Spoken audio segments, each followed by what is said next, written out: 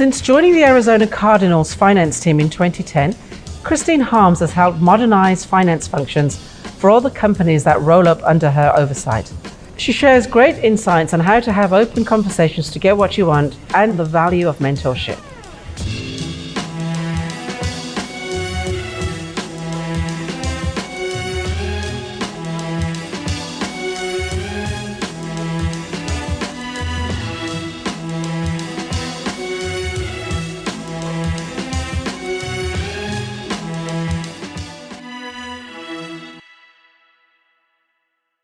Christine, would love to know about your finance journey, particularly how you came to be leading the finance for the Arizona Cardinals.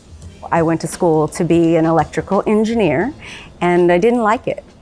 So I went home and helped to run a restaurant, and the owners were like, you know, you're really good with accounting. One of my very first jobs was to do process improvement, understand all the debits and credits, accounts payable, accounts receivable, the general ledger accountants, and identify what they do and how I can assist in streamlining it and making it more efficient. Then I kind of moved on to another organization that was a startup, which made it very easy for me to have everything start off with that streamlined, A, B, C, D, E, F, G kind of pattern. The Arizona Cardinals came about, and it was a good fit for me. I started out as the senior accountant and just kind of moved my way back up into leadership. What's the best advice you were given once you set out on your career journey?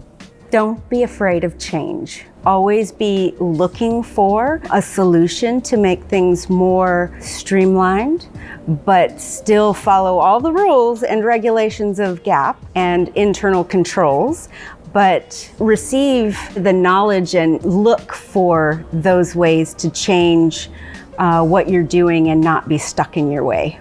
How do you get people comfortable with change? It's a big thing for a lot of people, right? I think it's buy-in.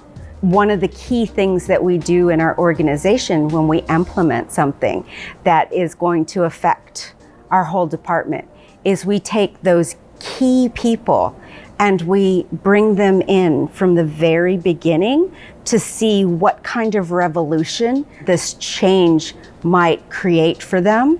Not about now what can we change, but now how can we advance you? How can we teach you more? How can we give you more? What advice would you give your younger self? Make all the mistakes, learn from the mistakes, and don't make them again. Based on your experience, what's the one thing that people can do today to help advance their finance career? One of the most powerful tools that we as accountants have is the power of Excel, and then learning how to use the various different formulas. If you understand how to use Excel and build formulas, you will definitely move further along faster. It's no secret that there's a gender gap in finance. How do you see women in your organization or in other organizations trying to bridge that gap and to break the mold of a more traditional female roles? Women have a lot of influence and are just as capable in finance, in statistics, in data integrity that men are. And sometimes it's all about the thinking pattern. Remind other women that you can work just as hard. You have to understand what you're working on. If you need more help, if you need more guidance, ask questions. And it always comes back to asking questions. Ask for opportunities, ask for extra projects, ask for those things that are gonna give you more skills that you want so that you can continue to grow. Tell me a little bit about somebody who's been a great mentor to you, and also how you try to be a great mentor to others. It's easy for me to walk into my boss's door. I would say 9 times out of 10, I ask the question and then I ask a different question and then I say, never mind, I've got it, and walk out. But there are times where there are questions and he's like, oh, and he'll ask me a question and then I'll go, oh, I've got it. And he didn't even have to give me the answer, but he gave me a different perspective. And so I've learned from him as my mentor at work to do the same thing with my team members so that they can learn those other pieces of critical thinking that give them their own answer to their own question.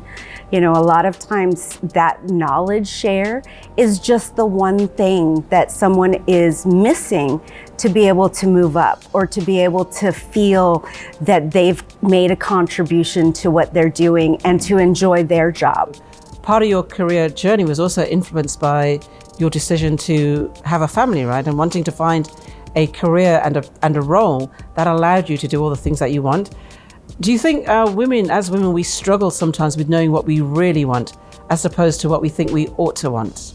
When I left the finance world to have my family, I was the director of finance for a nonprofit and slash CFO, because we don't really have CFOs in small nonprofits. Taking that step back to have a family, I was like, this is going to be really hard when I want to come back. When I came onto the club, I replaced someone who was retiring, and the role was a senior accountant. But it wasn't even 2 years that I was the assistant controller, and then the following year, the controller, and then I'm now the senior finance director, and I'm doing more financial work, more still the accounting side of it, but I'm doing more.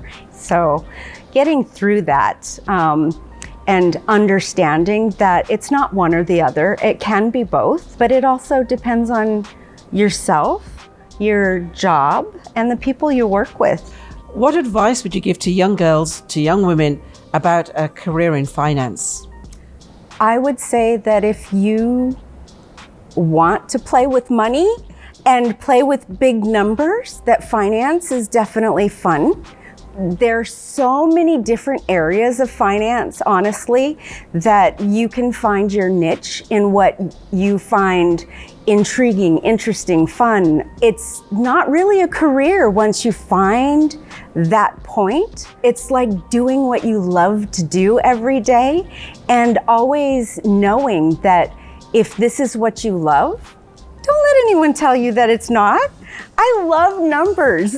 I love numbers. Where they go, how they paint a picture, what kind of charts they look like, what kind of graphs they look like. I mean, it makes you feel like an artist. I've never heard finance sound so exciting before.